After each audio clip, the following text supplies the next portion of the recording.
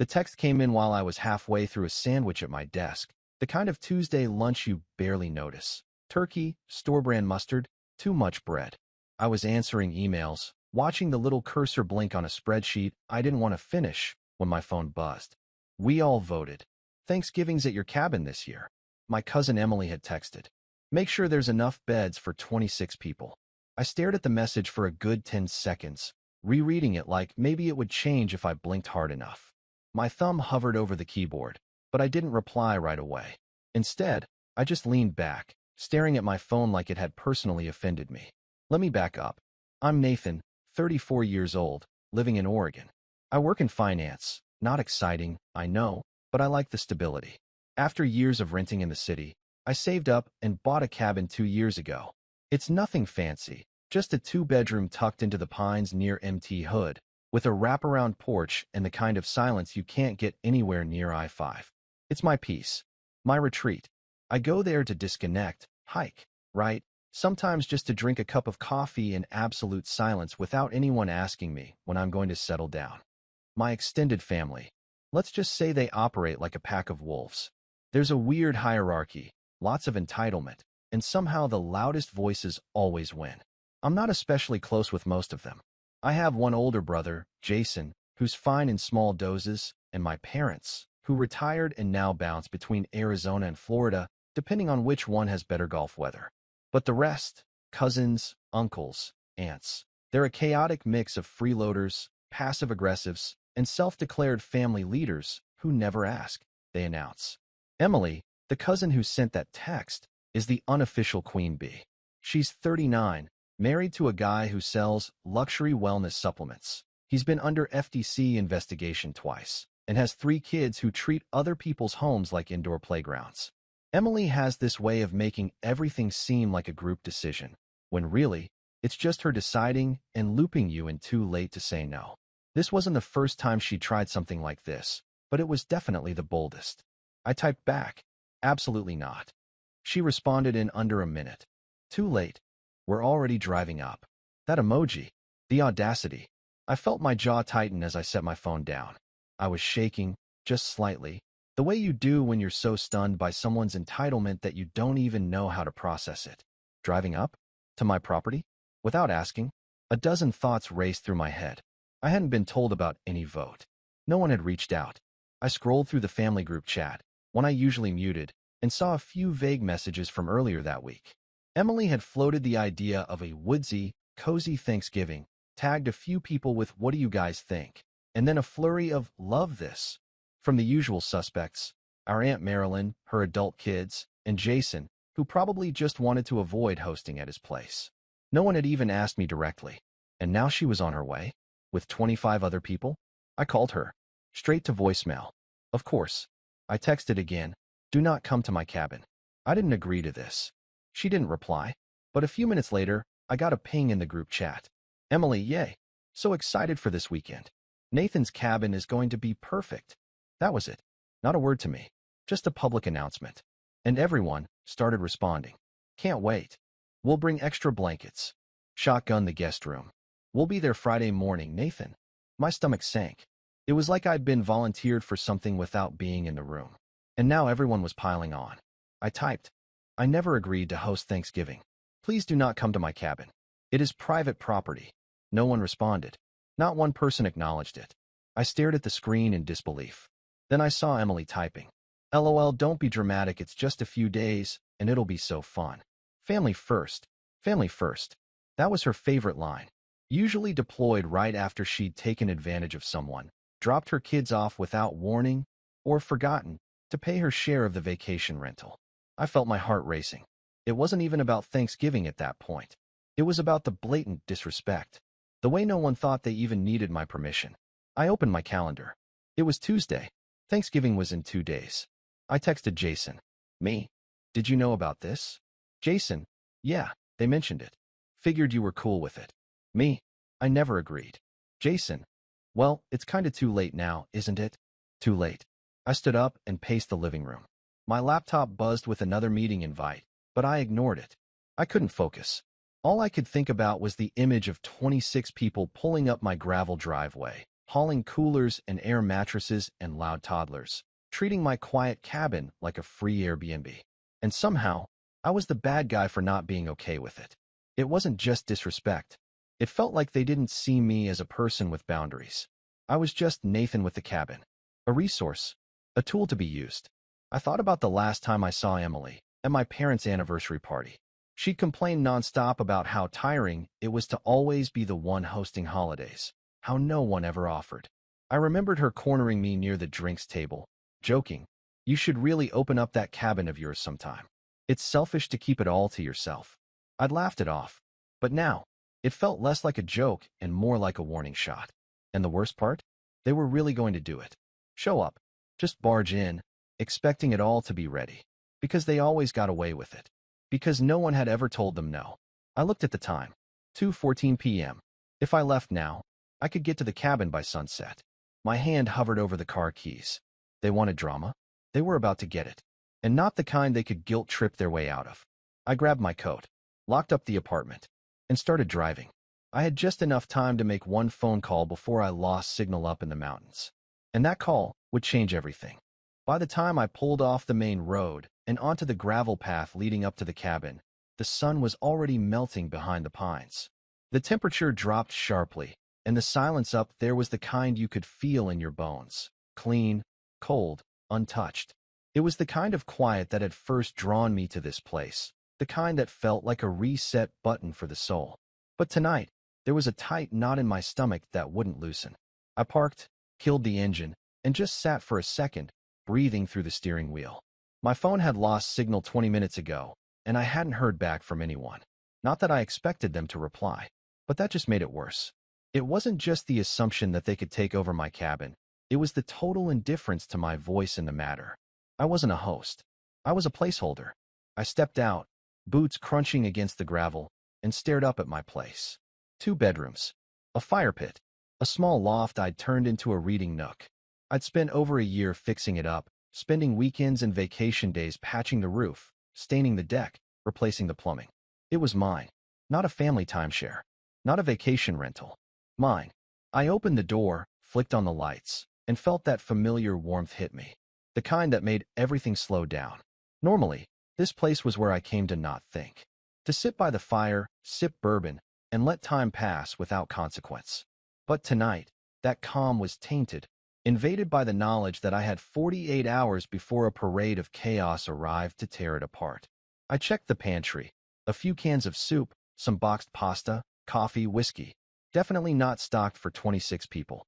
I hadn't planned on coming up here at all this week. I was supposed to be with a friend in Portland for a quiet dinner, maybe board games. Nothing big. Certainly not this. My thoughts were interrupted by the low crunch of tires on gravel. My heart dropped. I looked out the front window and saw headlights. It was Jason. He stepped out in a hoodie and jeans, looking completely unbothered, holding a paper coffee cup like he was just casually dropping by. He waved as if this was normal.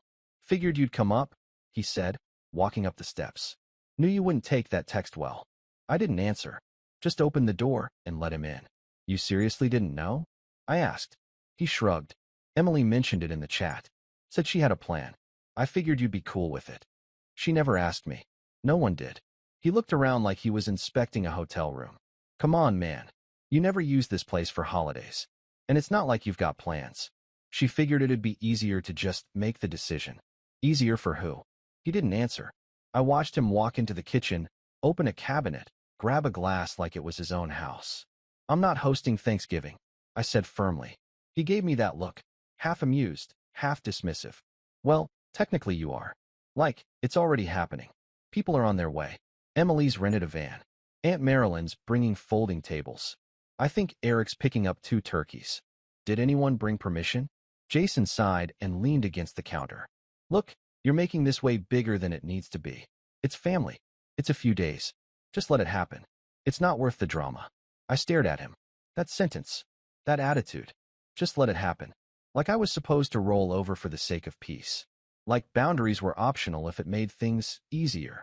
He stayed for an hour, tried to talk me down, told me I was too rigid, that I always overthink things, that this was an opportunity to connect with everyone. I didn't argue. I just nodded and said I'd think about it. He left assuming he'd won. But I wasn't thinking about caving. I was thinking about escalation. The next morning, I drove into the nearest town, about 40 minutes down the mountain, and spoke to a locksmith. Explained that I wanted all the exterior locks changed and gave him the address. He raised an eyebrow but didn't ask questions. By noon, everything had been swapped out. Then I called the tow company. Hypothetically, I asked, if someone parked on private property without permission, like, say, blocking a driveway, how fast could you be up here to move them? The dispatcher didn't hesitate. We've got 2 drivers covering that route. We'd be there within the hour. Perfect. I picked up 2 thick chains from the hardware store and a heavy-duty padlock. By the time I got back to the cabin, the place felt different. Not just physically, emotionally. Like I'd drawn a line. Like the house knew I was finally defending it. I didn't tell anyone what I'd done. I just waited. That night, I sat on the porch with a blanket, watching the trees bend slightly in the wind. A hawk screeched somewhere overhead. The air was so clean it hurt to breathe. I thought about what I'd say when they showed up, whether I'd even bother explaining. And then, at around 10 p.m., I got a call. The signal was weak, but it went through. Emily. I didn't answer. I let it go to voicemail. Then another. Then a text. Hey, just wanted to confirm we're coming tomorrow morning. Around 11-ish. Hope you're excited. No question mark. No can we still come? Just blind confidence. A few minutes later, she sent another. We'll need space for 3 cars plus the rental van. Oh, and if you could make sure there's enough coffee and milk for breakfast, that'd be amazing. See you soon. I didn't reply. I just stared at the screen, the cold creeping into my fingers despite the blanket. My jaw clenched. There it was again. That relentless entitlement. The next morning, the messages picked up. 8:14 a.m. On our way. 8:27 a.m. ETA 10:48. 9:03 a.m. What's the gate code again? There was no gate code. Not anymore. At 9:30 a.m., I left the cabin and looped the thick chain around the bottom of the long driveway entrance, right where the gravel met the main road. I locked it tight and posted a small wooden sign. Private property. No trespassing. Vehicles will be towed. And then I waited. I made coffee. I turned on the fireplace. I sat by the window with a book I didn't read. At exactly 10:48 a.m., I saw the first car. A silver SUV crawling slowly up the road. Then a white minivan. Then the van. All of them rolled to a confused stop at the chained entrance. I could see them pointing, gesturing. A few car doors opened. I recognized Aunt Marilyn's bright red coat. Someone tried honking. Then my phone rang. It was Emily. This time, I answered. Hey, I said flatly. What the hell is this? She snapped. No emojis now. There's a chain across your driveway. We can't get in. I know. She paused. Well, take it down. We're here. No, you're not. Nathan, this isn't funny. We've got food. Kids. We've been driving for hours. You weren't invited. You said absolutely not like a joke. Come on. No, Emily. I meant it. You didn't ask. You just decided. She scoffed. It's Thanksgiving. You're really going to turn away your whole family over this. You turned yourselves away. I hung up. A minute later, she called again. I didn't answer. Then Jason called. Then Aunt Marilyn. I turned my phone on Do Not Disturb. At 11:20 a.m., a black tow truck rounded the corner, its yellow lights flashing through the trees. And as it slowed to a stop behind the van, that's when everything really started to unravel. The sound of the tow truck's rumbling engine cut through the stillness like an alarm clock in a dream. I stood on the porch, hands tucked into the pockets of my jacket, watching from a distance as the driver stepped out, glanced at the chain across the entrance, then looked toward the knot of angry relatives clustered around the 3 parked vehicles just beyond it. I saw Jason walking toward the driver with his arms raised like he was trying to wave him off. Emily was on her phone, probably frantically calling me again. I didn't check. The driver ignored Jason and turned toward me instead. I gave a single nod. He nodded back and got to work. The next few minutes unfolded like something out of a movie, one of those slow, inevitable scenes where you know everything's about to blow up and there's nothing anyone can do to stop it. The driver worked efficiently, like he'd done this 100 times before. He hooked the first car, Jason's, while the others shouted at him from the road. I watched it all unfold with a strange mix of detachment and satisfaction. But that satisfaction was short-lived, because the fallout didn't wait. I was still standing on the porch when my phone buzzed, again and again. I finally turned off Do Not Disturb and let the messages flood in. Jason, what the hell is wrong with you? Emily, I hope you're proud of yourself. The kids are crying. We drove 4 hours. Nathan, you're dead to this family. Aunt Marilyn, your parents will hear about this. And they did. By the time the last car was towed and the dust from the gravel had settled, my mom was calling. My dad followed. Then my uncle. One after the other, a parade of disappointed sighs, scolding tones, and guilt-laced lectures. My mom's voice trembled when she said, "We raised you better than this." I didn't argue. I didn't try to explain. I just said, "You didn't raise me to be a doormat either." That didn't go over well. For the rest of Thanksgiving weekend, I stayed at the cabin. Alone. I chopped wood. I walked the trails behind the property. I sat on the deck and watched the wind move through the trees. The silence that had once comforted me now felt a little heavier. Like something had changed, not just in how my family saw me, but in how I saw them. The next week, I returned home to the city and found my inbox full of snide messages and group chat threads I'd been tagged in. Memes about ungrateful cousins, passive-aggressive photos of our family dinner without certain people, and one truly over-the-top post from Emily showing a half-eaten pie with the caption, "Missing a few ingredients, like basic human decency." I wanted to be unaffected. I really did. But it hit me harder than I expected. There was something uniquely painful about being the villain in your own family's story. No matter how justified I felt, it didn't erase the weight of being excluded, misunderstood, talked about behind my back by people who shared my blood. I'd always known I was on the outskirts of the family dynamic. Never the favorite, never the center of attention, but this was different. This was exile. I stopped checking the group chat, stopped replying to calls. Even Jason, who tried to smooth things over a week later with a week, "You kinda overreacted, but I get it," got radio silence from me. In December, I skipped the family Christmas gathering. I didn't send gifts. I didn't respond to the texts asking if I was coming. I stayed at the cabin, lit a fire, and spent the evening reading and listening to music while snow piled up outside. It was peaceful, but it was also lonely. Not the kind of loneliness that comes from being alone, but the kind that comes from realizing the people who are supposed to care the most about you don't actually see you at all. That winter, something shifted inside me. I started going to the cabin more often, not to escape, but to rebuild. I fixed the wobbly railing on the back deck, repaired the broken window in the loft, added insulation to the basement walls. The work was slow, physical, and satisfying. There was something deeply healing about using my hands, about creating something tangible that didn't depend on anyone's opinion or approval. In January, I found an old notebook in one of the drawers, something I'd bought years ago and never used. I started writing in it. At first, it was just scribbles, frustrations, venting.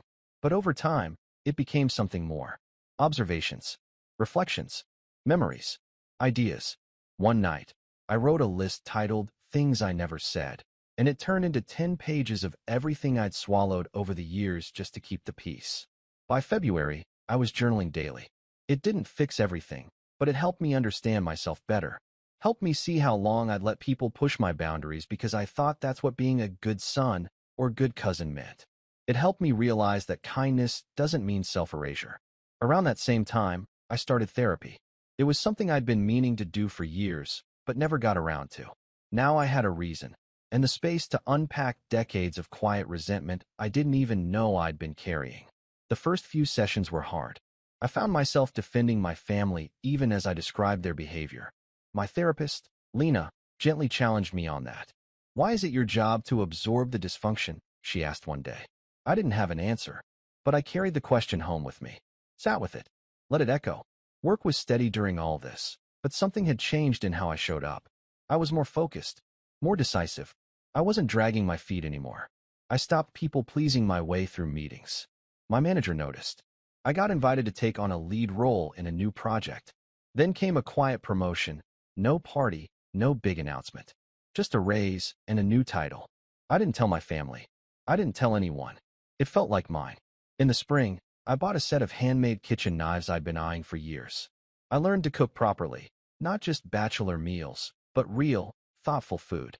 I hosted one quiet dinner for a friend from work, then another for a couple from my hiking group. They were small, intimate evenings, Nothing like the forced chaos of my childhood Thanksgivings.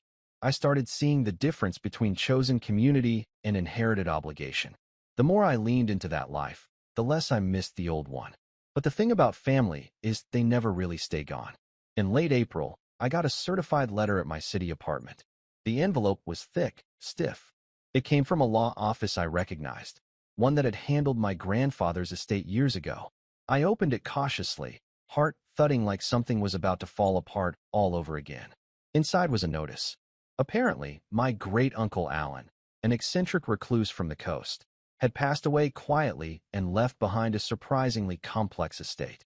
A piece of land, a small trust, a list of personal requests, and somehow, I was named one of the primary beneficiaries. Me. Not Jason. Not Emily. Me. There was a meeting scheduled in 2 weeks, and the letter encouraged me to attend in person. I didn't tell anyone. Not yet. But I felt something stir in me then. Not just curiosity, but a faint glimmer of possibility. Of leverage. Because here's the thing. Uncle Alan may have been a recluse, but he wasn't blind. He'd shown up to fewer family events than I had. But when he did come, he watched, listened, took mental notes. He once told me, in his usual dry tone, "People tell you who they are, Nathan.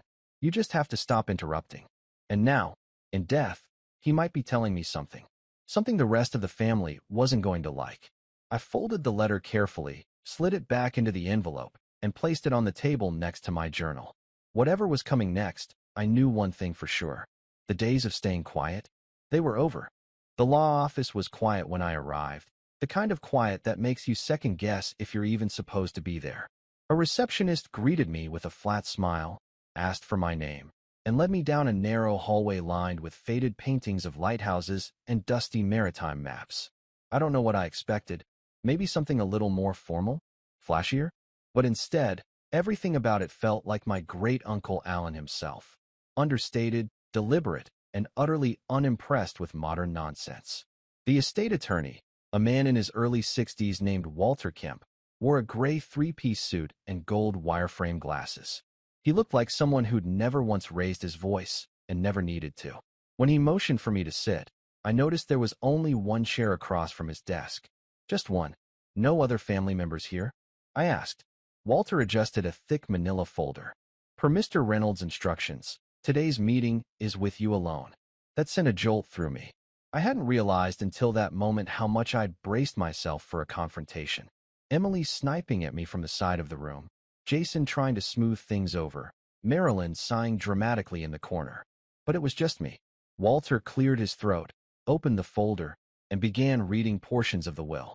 Most of it was legal boilerplate, asset lists, property designations, the kind of dry language that makes your brain fog. But then he paused, turned a page, and glanced at me over his glasses. "This section," he said, "was handwritten. It overrides the standard inheritance structure, and it's legally binding. Would you like me to read it aloud?" I nodded. He began. "To my great-nephew Nathan, I leave the seaside house and the trust attached to it, for no reason other than this. You were the only one who ever visited without needing something. You never asked for money, never treated me like a stepping stone. I watched how you carried yourself when the others didn't think I was paying attention. You have more integrity in your silence than they have in their endless noise. Use this property however you see fit. Sell it. Keep it. Burn it down if you must. But know this. I gave it to you because you earned it, not because you were loud enough to demand it." I sat frozen. The words didn't feel real. Walter gave me a moment. Then he continued. "The property includes 13.4 acres, the house, and a liquid trust worth $2.3 million. It is all in your name effective immediately. There are no contingencies." It hit me in waves. First the shock, then the realization, and finally the one that caught in my throat. This wasn't just an inheritance. It was validation. A piece of my life had just changed permanently. But the real shift? That was still coming. Because as soon as the rest of the family found out, they were going to implode. And this time, I wasn't going to shield them from the consequences. For the next week, I didn't say a word. I signed the paperwork. I met with a real estate attorney. I toured the property, a weathered, ivy-covered house that overlooked the Pacific, perched on a quiet bluff just outside Cannon Beach. It needed work, but it had good bones, and it radiated that same peaceful energy as the cabin. I moved quietly, methodically. I transferred the trust into a separate LLC under my name. I hired a contractor to begin evaluations. I updated the title records. I followed every paper trail Alan had left and turned them into armor. And then I waited, because I knew what was coming. It started when Jason texted me out of the blue. "Jason, hey. Random question. Did you get something from Uncle Alan's estate?" I stared at the message. Not, "Hope you're doing okay," or "Did you go to the memorial?" Just straight to the point. Classic. I replied, "Yes." 2 minutes later. "Jason, what did you get?" "Me." That's between me and the attorney. The silence that followed was louder than any text could be. 2 days later, Emily emailed me. Not texted, emailed, which told me she was in full professional mode. The same tone she used when she tried to negotiate discounts from albums she'd already trashed. "Hi, Nathan. I heard from a few family members that Uncle Alan may have left some things behind. I wanted to kindly ask if you'd be open to sharing any information about the estate. I know he didn't have kids, and it would be really meaningful to the rest of us to have a piece of his legacy." I didn't respond. The next morning, I got another email. "Hi again. I just wanted to follow up because a few people are making plans around summer, and we were wondering if Uncle Alan's place might be usable for a family getaway. Maybe something like a memorial celebration? Just brainstorming. Let me know." That emoji. Always the emoji. I forwarded the email to my attorney. Then I drove to the cabin, because I had a plan to finish. You see, owning the seaside house was a gift, but it was also an opportunity. And the more I thought about it, the more I realized I didn't just want to cut myself off from the family. I wanted to redefine my role. I wanted to take everything they used to hold over me, the guilt, the obligations, the manipulation, and flip the board completely. But not loudly, not publicly, quietly, deliberately, just like Alan would have. The first step was paperwork. I created a separate trust fund, not for the family, but for future maintenance of both properties, the cabin and the seaside house. I named it the Reynolds Legacy Fund. The catch? It could only be accessed by me or a named successor I appointed in writing. No more open doors. No more shared resources. Second, I rewrote my will. I named 2 of my closest friends as executors. I left nothing to my extended family. Then I went one step further. I scheduled a public listing of the seaside house, not on Airbnb, but as a long-term luxury rental marketed toward out-of-state executives and filmmakers looking for retreat space. I partnered with a private agency that handled VIP clients. Discreet, high-paying, minimal visibility. Emily wouldn't be able to find the address even if she tried. And just to put a bow on it, I purchased the adjoining lot to the cabin, a piece of forest land that had gone up for sale after a nearby development failed. I had no intention of building on it. I just wanted the buffer. It cost me a chunk of the trust, but it was worth it. Now no one could even build near me without my permission. It was the beginning of my own quiet empire, not built from revenge alone, but from self-respect. From drawing boundaries in concrete and property lines. From turning the chaos they dumped on me into fuel. But I wasn't done, because the next family holiday was around the corner. And I had one final play to make. One that would burn just hot enough to leave a mark, without ever lighting a match. Memorial Day weekend. That's when it happened. The weather was crisp and blue-skied, that perfect coastal spring air that made you want to stand barefoot in the grass with a coffee in hand. I was already at the seaside house that morning, finishing some light landscaping work before the new long-term tenants arrived. A film producer from Seattle had signed a 6-month rental agreement, sight unseen, for nearly $14,000 a month. It covered all the taxes, the renovations, and then some. I was wearing an old flannel, dirt on my hands, music playing low from my truck parked by the garage.